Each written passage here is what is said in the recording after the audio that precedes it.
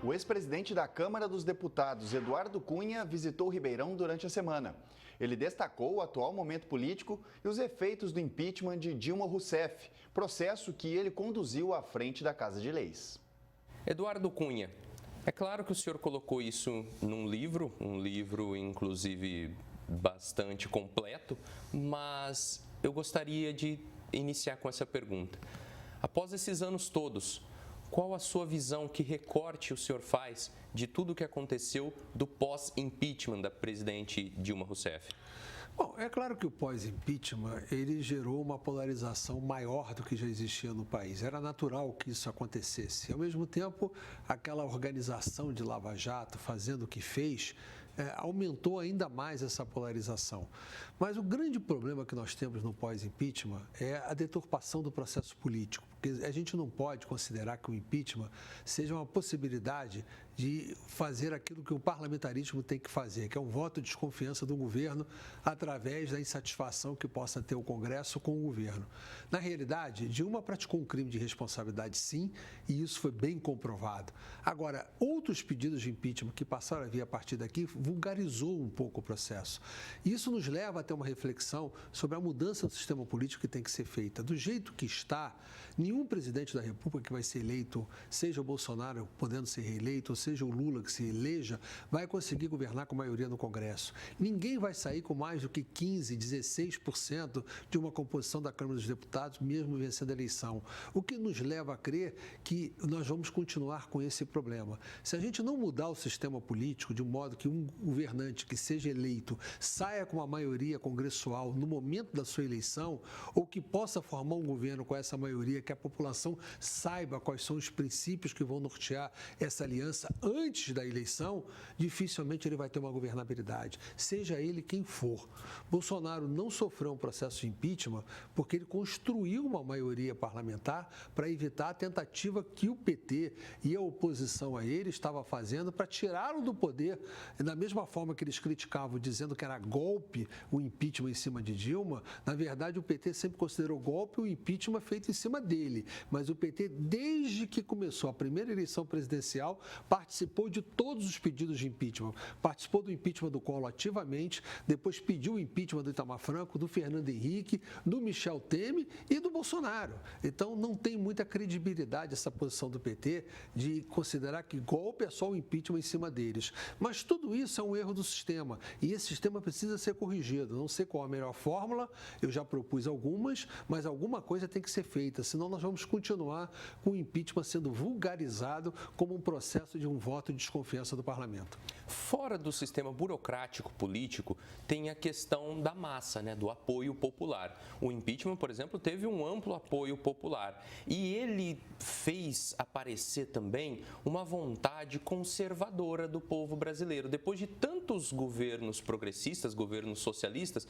de repente explodiu aquela vontade, aquele costume conservador, como muitos dizem, de direita, né, do povo brasileiro. Essa tendência, ela se manteve na sua visão? Veja bem, em primeiro lugar, você tocou num ponto muito sensível. O apoio popular foi fundamental para que tivesse o impeachment de Dilma. Se não tivesse o apoio popular, talvez não tivesse conseguido aprovar o impeachment. Da mesma forma que agora, Bolsonaro tinha apoio popular, então a tentativa de impeachment dele não daria certo porque ele tinha apoio popular. Bolsonaro, sofrendo a maior oposição da mídia que eu assisti na história da vida política brasileira, consegue manter um nível de apoiamento inédito. Então, ele, por si só, ele já é um herói nessa situação.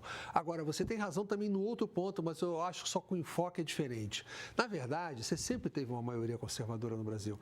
O que acontece é que você criou um sistema no Brasil que só era ideologia quem era de esquerda. O ideólogo, você já viu, os ideólogos, todo mundo considerava que eram os esquerdistas. E, consequentemente, o resto era oportunista. Você falava em direita, a direita era como se fosse quase sinônimo de fascismo. Então, na verdade, tanto que o Lula está usando essa frase agora para querer considerar qualquer um que não o apoie como fascista, que está apoiando fascismo. Isso é um verdadeiro absurdo. E o Bolsonaro teve essa visão e teve essa oportunidade de consolidar uma ideologia do outro lado, ou seja, agora nós temos uma ideologia de esquerda e nós temos uma ideologia de direita. As pessoas não estão com vergonha, como estavam antes, de assumir essa ideologia, porque antes, como eu te falei, só era ideólogo que era de esquerda, o resto era fascista. As pessoas tinham vergonha. Você ainda tem muito voto do Bolsonaro envergonhado hoje. E esse voto do Bolsonaro envergonhado não aparece na pesquisa. Por isso que a pesquisa talvez não reflita aquilo que efetivamente pode estar acontecendo no cenário político, por causa do envergonhamento que alguns têm de assumir essa posição, por causa do estereótipo que foi colocado de quem não é ideólogo é porque não é de esquerda. E isso o Bolsonaro vem mudando e vem consolidando. Então, eu não acho que surgiu uma maioria conservadora, não. Eu acho que essa maioria sempre existiu. Na verdade, ela agora está se mostrando, ela está se prevalecendo. Porque mesmo quando a esquerda venceu a eleição no Brasil, quando o Lula venceu em 2002, depois se reelegeu em 2006 e conseguiu nomear Dilma Rousseff como sua sucessora, porque nós não podemos esquecer que o Lula é o grande responsável pela Dilma. Não adianta dizer agora que Lula é Lula, Dilma era Dilma. Não, Lula é o responsável, a consequência foi a Dilma. Naquele momento, ele para se eleger, ele precisou do apoio dos conservadores. Na verdade, o centro elegeu o Lula também em 2002 e manteve o PT no poder. Esse centro, que depois de um certo momento, e foi no momento do impeachment da Dilma, é que se descolou daquele apoiamento do PT e passou a buscar outra alternativa. Isso que aconteceu no Brasil. Então, eu acho que o movimento conservador, efetivamente, ele cresceu não de tamanho, ele cresceu de mostrar, ele apareceu, se tornou visível, perdeu a vergonha e agora está competindo com o outro lado da ideologia. Eduardo, se a gente tirar a paixão da oposição, a gente sabe que o que a gente vive nesse momento em termos de economia, de ruína econômica, que é global, não é só brasileira, né?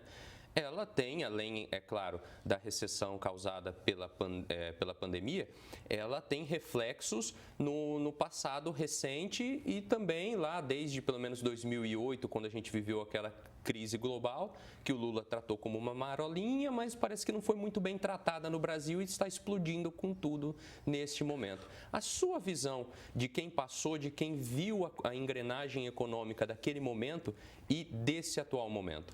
Veja bem, o Lula tinha um procedimento naquele momento que se chamou da marolinha, que foi a crise da quebra dos bancos americanos e do sistema de habitação, Lehman Brothers, aquela coisa toda. Essa quebradeira, o Lula tratando como marolinha, o que ele fez? Ele colocou dinheiro público para poder financiar uma série de situações, ele não deixou o mercado se resolver. Aquilo deu uma anestesia num certo momento, mas isso cobrou um custo. O custo das políticas públicas do PT é um custo bastante elevado. Eu, por exemplo, discuto o BNDES. Eu não estou discutindo se caixa preta, se teve corrupção, não teve corrupção. A política pública de subsidiar, porque quando o BNDES emprestava para fazer aquela política dos campeões nacionais, que gerou uns meliantes como os maiores empresários do Brasil, simplesmente aquilo ali tem um custo para a sociedade, porque o dinheiro custava na Selic, como está hoje a 12,75, e ao mesmo tempo a taxa de financiamento do BNDES era o equivalente hoje, sei lá, 8%. Esses 4,75% de diferença nós é que pagávamos do orçamento público que é feito com o dinheiro dos nossos impostos. Então, essas políticas públicas que o PT usou de colocar dinheiro, eles geraram o quê? Um aumento do endividamento. E o aumento do endividamento leva o quê? A mais inflação no futuro. É claro, você está coberto de razão. Nós estamos hoje sofrendo uma consequência do percentual de endividamento em relação ao produto interno bruto. Se você fizesse esse investimento para aumentar o PIB, talvez você não aumentasse o endividamento, mas não foi isso que aconteceu. Então, essa forma que eles trataram a crise é uma forma equivocada. E esses equívocos vêm nas políticas públicas do PT, como dinheiro emprestado para países importarem serviços, como Cuba, aquela história de Porto, Venezuela, que ninguém pagou. Isso tudo são políticas equivocadas que eles usaram para enfrentar a crise.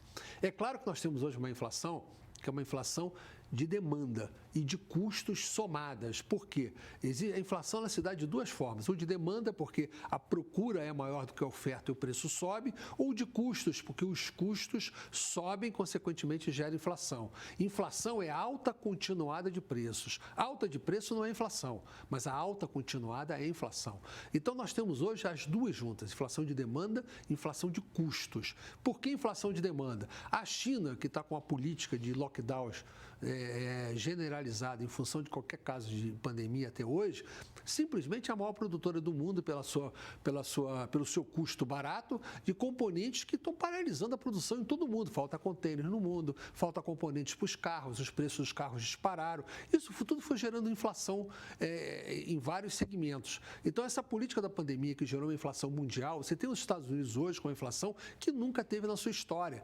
Isso de querer culpar o Bolsonaro pela inflação presente hoje é uma hipocrisia, porque não há um governo. E, aliás, mesmo com a inflação que nós temos hoje, era inferior à que tinha Dilma no ano do impeachment. Então, nós temos que olhar a situação dentro de uma conjuntura mundial. Nós já vivemos vários momentos de conjuntura mundiais adversas, desde o governo Fernando Henrique, não só essa que se citou de 2008, mas tivemos a crise dos países asiáticos em 97, que gerou quase uma quebradeira aqui também, os juros dobraram, teve um dia que o Banco Central aumentou de 35% para 70% o ano a Selic. Isso aconteceu no governo Fernando Henrique Cardoso, que era o que ficou como pai do Plano Real que combatia a inflação. Então, a economia, ela tem uma influência de uma conjuntura mundial que ela não pode ser descartada por ninguém. E óbvio que a pandemia causou inflação quem está hoje. Não é só a pandemia, não, a guerra.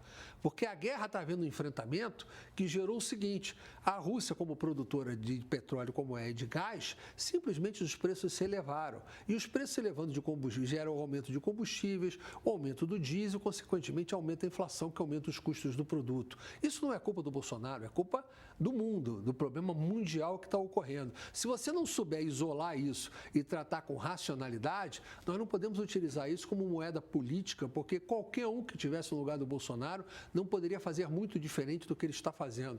Você pode ter um jeito ali, outro jeito ali, porque o resto é voltar ao passado que a gente não quer. Então, é claro que a inflação tem impacto no seu bolso, no meu bolso, no bolso de todos os brasileiros, principalmente dos mais pobres. E nós precisamos sempre combater a inflação, mas combater coisas que a gente possa fazer. Aquilo que está acontecendo no mundo, nós não podemos combater. Você vai ver, por exemplo, hoje, com essa crise na China, os países europeus estão criando indústrias produtoras de componentes e outras coisas para substituir o que depende da China. O mundo vai mudar, a geopolítica do mundo vai mudar. Ninguém será mais dependente da China como está sendo hoje. Isso você não tem a menor dúvida disso. É uma das consequências do processo. Não previram isso no passado, que iam ficar dependentes economicamente de um país. Da mesma forma como também a Europa agora está buscando alternativa para não ficar dependente do gás da Rússia. Então, o mundo ele vai se alocando em função ou se realocando em função das crises que estão existindo. Então, não se preocupe, a inflação aqui será controlada, não tenho a menor dúvida disso, mas precisa que a conjuntura mundial arrefeça. E esse arrefecimento se dá por situações de combate ao que está acontecendo e, ao mesmo tempo, pela própria guerra, que tem que ter um fim, um desfecho. Rapidamente, para a gente poder encerrar, no fim ali do encerramento do processo político, o senhor teve uma prisão. Sem dúvida. Né? É algo que se disseminou com a Lava Jato, teve prisões em todos os partidos, em todos os segmentos políticos. Mas, na visão do senhor, em que difere essa sua prisão do que aconteceu, por exemplo, com Lula? Não, é simplesmente o seguinte: o Moro já declarava isso publicamente em todos os momentos de entrevista. Tentando se mostrar imparcial, ele dizia que era imparcial porque ele tinha tanto o PT quanto tinha o maior adversário do PT, que era eu. Então, a minha prisão foi um processo político para que ele pudesse fazer o contraponto ou justificar uma imparcialidade em relação ao PT que ele efetivamente trabalhou para perseguir. O Moro buscou criminalizar a política. E por isso é que ele quis destruir a política. E destruir a política passava por destruir os dois extremos. Mas quero deixar claro o seguinte: eu fui preso preventivamente, fiquei 4 anos sob uma prisão preventiva, a qual o Supremo anulou a condenação que o Moro me impôs. Então, isso mostra o seguinte: a minha prisão preventiva foi uma arbitrariedade, foi uma ilegalidade, que foi corrigida, mas que não repara o que foi feito. Eu fui um instrumento da política desse juiz, que hoje está sendo conhecido pela sociedade depois da Vaza Jato e que vai pagar o seu preço por isso, não tenha dúvida disso. Porque o grande problema do Moro não era ser contra o PT ou ser contra mim. O grande problema do Moro era ser contra a política. E a própria política vai acabar dando digamos assim, a reviravolta nessa situação, como deu, mostrando para a sociedade através da Vaza Jato e as consequências, reversões das decisões do Moro, nenhuma decisão dele está ficando de pé e não vai ficar, porque não pode ficar, vai mostrar o que o Moro fez de mal para a história do nosso país. O que para a economia, uma parte dessa inflação você pode culpar o Moro. O prejuízo que ele causou ao Brasil não tem preço. Então, esse ainda vai ter que ser revisto e vai ter que ser reposto. Ex-presidente da Câmara dos Deputados, Eduardo Cunha, muito obrigado pela sua participação aqui no Jornal da Clube. Eu que agradeço a vocês a oportunidade. Muito obrigado.